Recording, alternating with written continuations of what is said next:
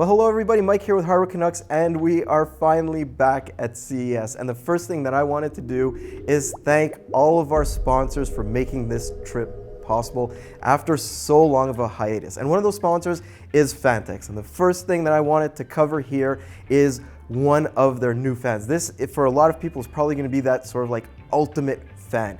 It is the D30-120, and let me tell you why this thing is so special. There's a bunch of things, so you're gonna have to bear with me here. So the first thing is the fact that they have taken their HALOS ARGB technology and integrated it directly into the fans themselves. That is important because it used to be that those amazing looking HALOS rings were basically a tacked on addition. They still looked amazing, but at the same time, it was a supplementary item that you needed to buy. In these things, it is directly integrated into it. In addition to that, there is RGB lighting on the sides as well, and those radiator users are gonna love that because it just brings a little bit more of that bling into your build. Now, with that HALOS ARGB integration, there are a couple of benefits to it and a couple of sacrifices too. So one of the benefits is, look, you go out, you buy an RGB fan based on these marketing materials that make it look beautiful, nice diffused lighting and everything else. You get it home, you turn it on, there's a bunch of RGBs just blazing in your face and it looks like hot garbage. But the integration of the HALOS ARGB into these things allows it to have that diffuse lighting that you were paying for in the first place. Now about those sacrifices. Well, first of all, in order to integrate all of this RGB directly into the fan itself, Phanteks did need to make the fan a little bit smaller. So instead of 120 millimeter for the fan blades, what you're looking at is 114 millimeter. Now that doesn't affect performance on radiators, but it does lower the airflow. So you need to take that into account if you want the best airflow possible in your case. Now, while they might be a little bit smaller, they are thicker because they are based on that T30 fan design. So that does tend to increase the overall static pressure too. So the other thing I need to mention is that Phanteks does put a large focus on the aesthetics of these fans. Because you're paying for that HALOS RGB in it, you want it to look the best possible regardless of the direction that the fan is going. So instead of having these ribs on the back here, if you want to do either a push or a pull configuration, they offer a standard version and a reverse version. So one of them is a push configuration, the other one is a pull configuration. So two different directions for your airflow without having to flip the fan around. So these nasty little ribs are getting in the way of the RGB bling. And the last thing I wanted to mention here is the way these fans connect. And look, I know we've seen daisy chain in the past, but this is done a lot differently. So what you have is when you have multiple fans together, there is this really small clip that you're able to just pop in between the two fans, click it into place, and that carries from one fan to another across how many fans? Maximum? So I'm told it's a maximum of 4 fans. So these clips will clip together 4 fans and pass along the ARGB signal and your fan PWM signal all the way until the end, and that is what you will plug into your motherboard.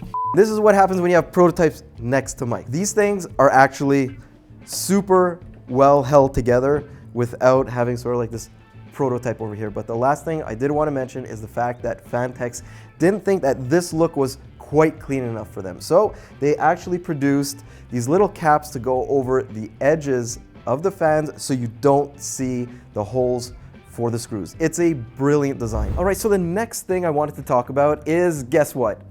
Air coolers. You knew it was gonna be coming from me. So anyways, I wanted to talk about a new Phanteks entry into the air cooler market, and it's at 3 separate price points. So we're going to be looking at the S4, the S5, and the T6 coolers. So let's start off with the S4, and that's this little guy right here. The 4 in that is basically for 4 heat pipes. Now this is a less expensive cooler, so you're looking around $30 US for it, so it puts it right in that range against the Hyper 212. The thing with this is that every single one of these coolers is built around Phanteks' new M25 fan. And like a lot of you guys have been telling me in the comments of some of our fan videos, these are some of the better fans for the price around right now when it comes to static pressure and airflow. And that is so important for a budget cooler like this. Now, a couple of other things that I wanted to talk about the S4, and that is the fact that because it is a budget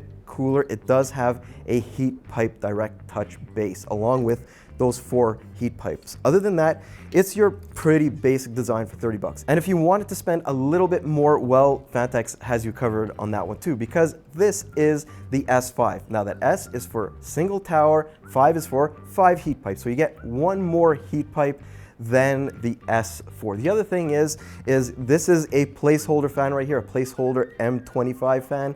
This one will actually get you a D-RGB version of that M25.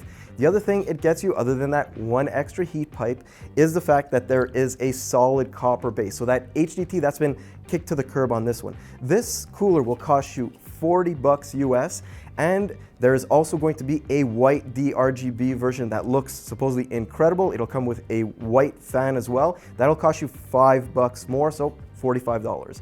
Now, of course, there's a step up from that too, and this is basically going to be Phanteks' new higher performance cooler going forward. So this guy right here is the T6. So T is for twin tower, and 6 is for 6 pretty massive heat pipes. It's got basically all the upgrades from the S5, but in a dual tower config with 2 M25 fans. The other thing that this comes with is something that's going to be really, really critical for a lot of you guys building higher end systems with, and that is a very, very, listen to that, can you hear that? Sturdy metal backplate. The other 2 coolers here, so the S4 and the S5, those only come with plastic backplates for Intel systems.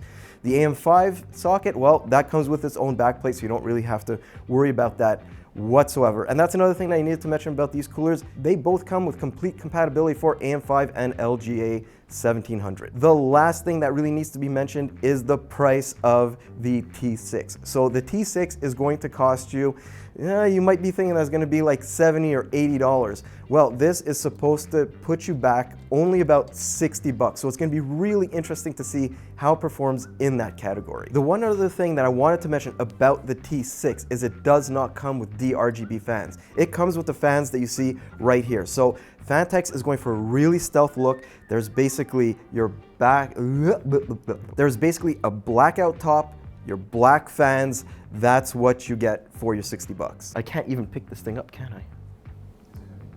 Well, it's just, it's a lot. Like, how do you Vanna White this? Do you Vanna White it like this? And sticking with cooling just for a couple of minutes, I also wanted to mention that Phanteks is doing some massive updates to one of the best AIOs currently available on the market, and that's basically the T30 slapped onto one of their AIOs. So what does the Gen 2 bring to the table? So it's basically more of everything, especially in the performance department. So first of all, they've moved on to the ASUS Gen 8 pump, and this thing just supersizes the whole pump itself to provide more pressure, better flow within the radiator, and a bunch of other advancements. There is a little bit of a trade-off to that, and using that Gen 8 pump means that the actual pump itself has grown in height. So what you're seeing here is that the water block itself is a little bit bigger, but it's still really well incorporated with your usual RGB. They've also updated the radiator size itself to take advantage of the static pressure provided by those T30 fans by just a little bit. So basically what they've done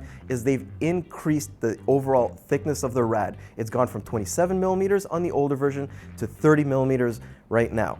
The only little issue with all of this is the fact that all of these advancements have, of course, increased the price. And yes, inflation has a lot to do with that as well. So first of all, the 240 millimeter version is now $189, and the 360 millimeter version with those 3 T30 fans is $250. Look, these aren't meant to be inexpensive AIOs. These are premium products, and those prices pretty much reflect it. But what Phanteks is saying is that they expect these to be the best AIOs on the market, bar none. We're gonna see throughout the course of this year if that claim actually comes true. So anyways, this is Mike with Hardware Canucks. I hope that you enjoyed this quick video about some cooling items here at Phanteks, and I'm gonna see you in the next CES video. Take care, guys.